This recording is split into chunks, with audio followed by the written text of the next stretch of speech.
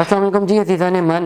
उड़ती उड़ती खबर है मार्केट में, बैरिया टाउन के ख़िलाफ़ लाहौर की जो इलेक्ट्रिक सप्लाई कंपनी है LESCO, if I am not wrong, उन्होंने एक्शन किया जी। कोई 80-85 करोड़ रुपए के जो बिल थे वो बैरिया टाउन ने अदाई नहीं किए और जो है एक्शन हो रहा है जी। एक्शन क्यों हो रहा है कि बैरिया टाउन, ख़बरों की ज़ीनत यही है कि बैरिया टाउन डिफ़ॉल्ट के बहुत करीब है। जो इनके चेयरपर्सन है मलिक साहब और बाकी जो इनके ओवरऑल जो पूरी कंपनी के करता धरते हैं वो शायद मुल्क में नहीं है, मुल्क से बाहर है। उनके ख़िलाफ़ नैब का घेरा भी तंग हो रहा है और मुख्तलिफ मामलात हैं। अब अरबाब इख्तियार ऐसा क्यों कर रहे हैं, that is a question mark, why they are doing that, ये सवालिया निशान है। क्योंकि बैरिया टाउन की जो एंटिटी है और अरबाब इख्तियार की जो एंटिटी है वो हमेशा साथ साथ ही पैरेलल चले, लेकिन ओवरऑल कुछ कहा नहीं जा सकता। लेकिन अभी जो है बैरिया टाउन जो है वो इस वक्त एक डिफ़ॉल्ट की नैश पे खड़ा है और ये मार्केट से खबरें आ रही हैं। करंटली हुआ कुछ यूँ है कि लेस्को ने, बैरिया टाउन के लोगों ने जो है ना अपने जो बिल जमा करा दिए थे बैरिया टाउन की मैनेजमेंट को। अपर मैनेजमेंट मुल्क से बाहर है, लोअर मैनेजमेंट ने 80-85 करोड़ रुपए के पैसे जमा ही नहीं कराए। लेस्को ने जो है उनके खिलाफ एक्शन कर दिया। बिजली के जो है उनकी जो ग्रिड थी, जो सप्लाई थी, वो उन्होंने थोड़ी डिस्टर्बेंस किया और ये चीज़ खबरों की ज़ीनत बनी हुई है। अब होगा कि अब यहाँ पे रिस्क एनालिसिस आता है। बैरिया टाउन पूरी दुनिया में जितने भी पाकिस्तानी हैं उनको बैरिया टाउन हमेशा एक सेफ हेवन लगा है प्रॉपर्टी में इन्वेस्टमेंट करने के लिए। अब दो चीज़ें बड़ी इंपॉर्टेंटली बता रहा हूँ। देखें, प्रॉपर्टी की इन्वेस्टमेंट दो तरह की होती है। एक तो ये होता है कि आपको एक ज़ाती प्लॉट होता है, ज़ाती जगह होती है, उसके आपको रजिस्ट्री इंतकाल होता है, वो किसी सोसाइटी में नहीं आता, उसकी कोई फाइल नहीं होती, उसके ऑनर आप होते हैं, तो वो आपकी एक सिक्योर्ड इन्वेस्टमेंट होती है। लेकिन फॉर द शॉर्ट रन मैं बता दूँ, ये आप किसी बड़े प्रोजेक्ट में इन्वेस्टमेंट करते हैं, डीएचए में, बैरिया में, कहीं पर भी करते हैं। नॉर्मली पाकिस्तान के दो बहुत बड़े प्रोजेक्ट्स हैं, डीएचए या बैरिया। अब आपने डीएचए बैरिया में कोई 10 अरब रुपए की भी चीज़ ले ली है और आपके पास उसकी फ़ाइल है, तो कानूनी तौर पे आप उसके ऑनर नहीं है। कानूनी तौर पे उस लैंड की ऑनर वो बैरिया टाउन या डीएचए। अभी नॉर्मली जितने भी ये बड़े प्रोजेक्ट्स हैं ना, इनके पास लैंड भी जो होती है, अब जिस तरह मैंने ऑन एयर होकर सुना, अली जैदी ने जो है ये किसी पॉडकास्ट में बोला है कि पोर्ट कासिम से 600 एकड़ की ज़मीन डीएचए ने लीज़ पे ली है। लीज़ पे लेने का मतलब ये है कि वो लीज़ पे अगर ले तो लिए 600 एकड़, जहाँ बैरिया टाउन पे, जहाँ डीएचए पे रेट बन रहा है, ये मैं अली जैदी को कोट कर रहा हूँ। तो लीज़ का मतलब मेरे जहन में पहले आता है कि वो तो लीज़ की ज़मीन है, लीज़ की 100 साल की लीज़ की ज़मीन होगी तो 100 साल तक ही किसी की इन्वेस्टमेंट करवाएंगे। जो इन्वेस्टमेंट तो लाइफ टाइम होनी चाहिए। अगर किसी ने 10 करोड़ का प्लॉट लिया है तो उसके तो चौथी नस्ल तक वो प्लॉट चलता। तो अगर तो लीज़ की वो जगह है तो मतलब डीएचए ने अगर 600 एकड़ पे ज़मीन ले ली है लीज़ पे और उस पर वो कमर्शियल डेवलप करते हैं और कहते हैं ये 10 करोड़ रुपये का और मैं वो 10 करोड़ का लेता हूँ, तो मैं तो डीएचए से लिया और डीएचए के अपने पास तो ज़मीन नहीं हो, तो 100 साल बाद या जब भी उसने वापस करनी लीज़ पे ली है, तो फिर मेरा क्या फ्यूचर क्या होगा। अब एक ऑन द लीगल ग्राउंड से बात कर रहा हूँ, लेकिन ऑन द अदर ग्राउंड में बात करूँ कि 100 साल क्या 500 साल की वो ज़मीन डीएचए के पास ही रहनी है, ये अदर ग्राउंड में बात कर रहा हूँ।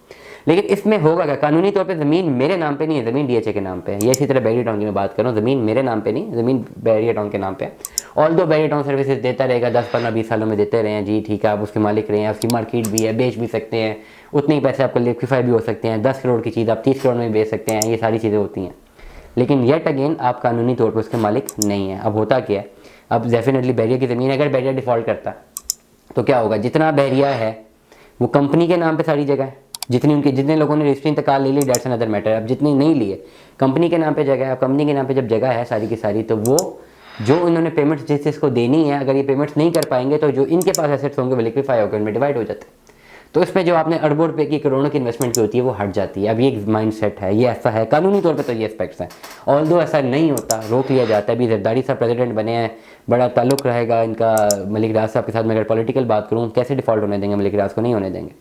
मलिक रियाज साहब कि जरदारी साहब के साथ ताल्लुकात हर ज़बान से ध्यान रहे हैं 2008 से 13 तक, जब इन्होंने कराची बैरिया टाउन जाके कराची बनाया 2013 के बाद। तो ओवरऑल सियासी कनेक्शंस तो हैं, पावरफुल कनेक्शंस तो रहेंगे, अरबाब इख्तियार के साथ भी कनेक्शन तो रहेंगे। लेकिन मेरा नहीं ख्याल कि डिफ़ॉल्ट होने दिया जाएगा। डिफ़ॉल्ट होने दिया तो इसका मतलब कितना पैसा गया, ज़ाया हो गया और ये लेके उड़ गए, तो इस तरह होगा तो नहीं। लेकिन मैं कानूनी टर्म्स आपको बता रहा हूँ कि नॉर्मली अगर आप किसी सोसाइटी में ज़मीन लेते हैं तो फिर आपकी इतनी नहीं होती, एक पहली बात। लेकिन दूसरी बात है कि अगर आपने कहीं पर भी ओपन ज़मीन ले ली है, ठीक है, जो आपके अपने नाम पर रजिस्ट्री इंतकाल करा लिया आपने, वो सोसाइटी की नहीं है, तो इसके पास आपके पास एक गारंटी है कि वो ज़मीन पे कभी कब्जा नहीं होगा। लेट अस सपोज वहाँ कोई और सोसाइटी आती है, बनाना शुरू करती है, बीच में आपका लैंड आता है, वो क्लियर कर देते हैं आपका लैंड, कुछ भी नहीं कर सकते आप। अभी रिंग रोड बन रहा है, आसपास ही कितने लैंड है, क्लियर होने पड़े, क्लियर करने पड़े, क्लियर होंगे। फैसल टाउन बने, कितने लैंड क्लियर होने पड़े। DHA बनता है, कितने लैंड क्लियर करने पड़ते हैं। बैरियर टाउन में कितने लैंड क्लियर करने पड़ते हैं। लैंड क्लियर करने का मतलब ये मेरी ज़मीन है ना। मैंने एक वीडियो देखी, हालांकि कैपिटल स्मार्ट सिटी में बड़े व्लॉग करता हूँ। मैंने एक बच्ची उसकी वीडियो देखी, जो वीडियो में रो रही थी, कहती है ये जो इंटरचेंज का रास्ता है हमारी ज़मीन है, अब इस पर वो बना रहे इंटरचेंज है, वो बना चुके हैं और बन गया है, अब कोई कुछ नहीं कर सकता उनका। वो करती रहे, रोती रहे, नहीं होगा कुछ भी। ज़मीन होगी उसके बाप दादा के नाम की, दादा की होगी, बाप पे होगी। उन्होंने नहीं टाइम पे लिक्विफाई की, बस बड़ी सोसाइटी है, उनको जगह मिली, आसपास की जगह खरीदी, ये जगह भी थी, उन्होंने बीच में जगह डाल दी, बस बात खत्म होगी। इसी तरह होता है। अब सही होता है कि गलत होता है, इसके बारे में मैं कुछ नहीं कह सकता, लेकिन लोग फिर भी अपना पैसा इन्वेस्ट करते हैं रियल एस्टेट में। हर बंदा रियल एस्टेट में अपना पैसा इन्वेस्ट करना चाहता है, चाहे बैरिया में करे, चाहे DHA में करे। हर बंदे की ख्वाहिश है मैं कोई प्लॉट ले लूँ जी, मैं कोई प्लॉट करना है, मैं क्या कहते हैं उस पंजाबी पहाड़ी में सही से नहीं आती, बस प्लॉट करना है भाई, अब प्लॉट करना है, बस प्लॉट मिल जाए, पता नहीं प्लॉट सही है नहीं है, that's it, this is the reality. तो ओवरऑल रियलिटीज़ ये भी है। मैं आपको तस्वीर के दोनों रुख बता रहा हूँ, राइट एंड लेफ्ट। मैं इसमें कोई हतमी आपको फैसला नहीं सुना रहा, I am just elaborating the things. तो ओवरऑल जो है बैरियर टाउन के वाले से खबर है, मुझे लगता है डिफ़ॉल्ट नहीं होने दिया जाएगा, नहीं करेंगे डिफ़ॉल्ट, ये खबरें आती रहेंगी। लेकिन खबर ये भी है कि 80-85 करोड़ रुपये भी उनके पास नहीं था कि वो जो है इसको वो कर सके, अपने बिजली के बिल दे सके। Overall investment point of view से क्या होगा कि रिस्क फैक्टर रहेगा। अगर अभी आप इन्वेस्टमेंट कर जाते हैं, डेफिनेटली कम पैसे में इन्वेस्टमेंट होगी। बैरियर टाउन रावलपिंडी इस्लामाबाद काफ़ी नीचे आया हुआ है। अब इन्वेस्टमेंट करके रिस्क फैक्टर है, अगर ये डिफ़ॉल्ट ना हुआ और उठ गया तो आपको करोड़ों रुपए का फ़ायदा है, और अगर डिफ़ॉल्ट हो गया तो ये जो पैसे हैं ये डंप तो नहीं होंगे, लेकिन स्टेक पे चले जाएंगे, चीज़ बिकेगी नहीं। अब आपने इवैल्यूएट करने का आपने इन्वेस्टमेंट करनी है कि नहीं।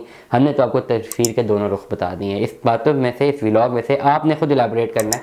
माशाल्लाह पढ़े लिखे लोग मुझे सुनते हैं कि अब आपको क्या करना चाहिए। मेरी फाइनल वर्डिंग ये होगी कि अगर अभी आप इन्वेस्टमेंट करते हैं तो जैसे ही, क्योंकि मुझे नहीं लगता ये डिफ़ॉल्ट करेगा, तो ये हिट हो जाएगा, और जब ये हिट होगा आपको करोड़ों का फ़ायदा दे जाएगा। और अगर आप इन्वेस्टमेंट नहीं करते और बाद में हिट होता है तो आपको नुकसान होगा। और अगर आप इन्वेस्टमेंट करते हैं और वर्स्ट ऑफ वर्स्ट सिनेरियोज में मजीद गिर जाता है, तो मेरे ख्याल में जो पैसे आपने इन्वेस्ट किए हैं वो थोड़े टाइम के लिए स्टेक पे आ जाएंगे, वो शायद एलिमिनेट नहीं होंगे, या हो सकता है आपको नुकसान हो। जब आपने फैसला खुद करना है कि आपने बैरियर टाउन में अपनी इन्वेस्टमेंट करनी है या नहीं करनी। दुआ में याद रखिएगा, अपना बहुत सारा ख्याल रखिएगा। Stay tuned with us. अल्लाह हाफ़िज़।